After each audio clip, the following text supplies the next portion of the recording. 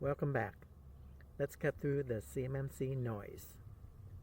All right, if you're an IT director or a manager working in the defense industrial base, you know the pressure's on. I mean, it is immense. You're juggling budgets, you're trying to manage this incredibly complex tech stack, and on top of all that, you've got the weight of CMMC compliance just bearing down on you. Look, if that's how you feel, you are definitely not alone. And what we're about to unpack is going to show you exactly why your current strategy might just be setting you up for a fall. Let's get into it. So let's start with a number that should really make you pause. 1%.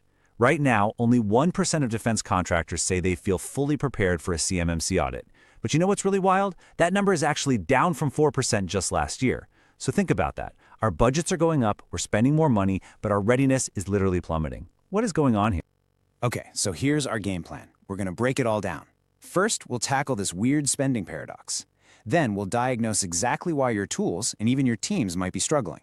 And then we're going to pivot to a clear, actionable plan. Because this isn't about just pointing out problems, right? This is about forging your path to actually getting compliant. So let's start with the absolute core of the problem.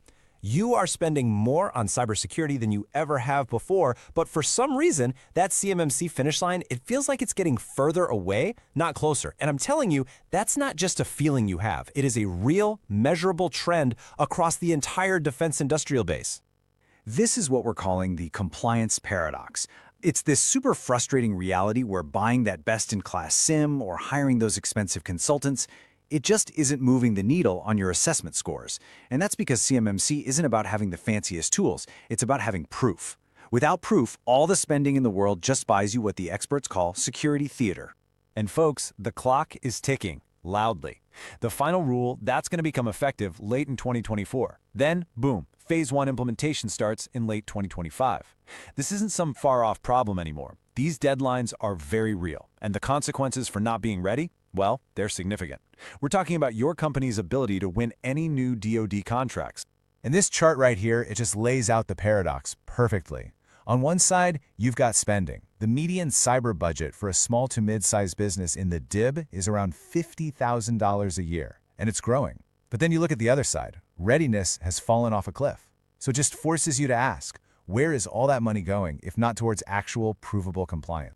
Okay, so that brings us to part one of our diagnosis. Let's talk about the tech. All that technology that you've invested so much money in. Your security stack might be incredibly powerful, but it is very likely failing a critical test that has absolutely nothing to do with blocking malware. I mean, just look at these numbers. What's so shocking is how fundamental these gaps are. We're talking about nearly 80% of contractors lacking basic vulnerability and patch management. 75% are missing the mark on data leakage protection and correctly implemented MFA. Come on, these aren't exotic, high-level controls. This is cybersecurity 101. So it really begs the question, if your budget isn't fixing these core issues, what exactly is it being spent on? Here it is. Here is the massive disconnect. Let me put you in the shoes of an assessor for a minute. They do not care that you bought a really fancy SIEM. What they want to see is the signed log sheet that proves a specific person reviewed the audit logs every single week. They don't care what brand of EDR you have. They want to see your configuration baselines and the change management records.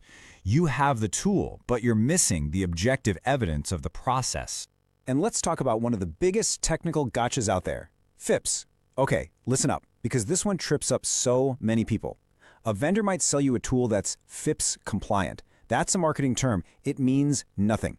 For CMMC, your tool's encryption module must be FIPS validated. That means it has a certificate number in the official NIST database. If you can't show that number and prove the tool is running in FIPS mode, it's an automatic fail. Period. And this quote from a C3PAO report, I mean, it says it all, doesn't it? For most of us on the technical side, if the system works, the job's done. But for an assessor, if the system isn't documented, it simply doesn't exist. This is what we call the documentation blind side, and it's where so many technically sound companies just completely fail their assessments. Okay, so the problem isn't just the tools. We also have to talk about the human element, the decisions your team is making, the little biases that exist in every organization, and frankly, the way you rely on outside help. All of this can create massive compliance gaps. And this table just breaks it down perfectly. I mean, think about it. Your leadership might be stuck in that sunk cost fallacy. You've heard it, right? We've already spent $100 grand on this tool, we have to make it work. Or maybe it's present bias kicking in, where it's just easier to approve small operational costs today than to fund that big, scary compliance project for next year. As the IT director, you have to understand these biases to explain why a change in strategy is so vital. And then you've got the consultant trap. So many of us are searching for that easy button for CMMC. We hire an MSP or consultant who comes in and promises to take care of everything. But here's the danger. That often creates this false sense of security and a really critical gap in who actually owns this process. And here is the absolute crucial point you have to get.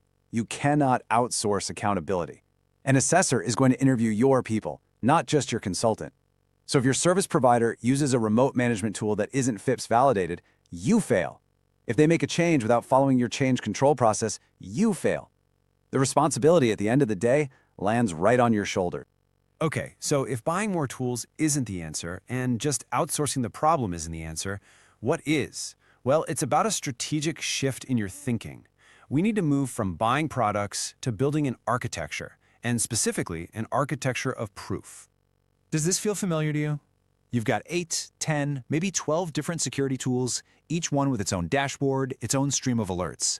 You feel like you're drowning in data, but you can't get a clear answer.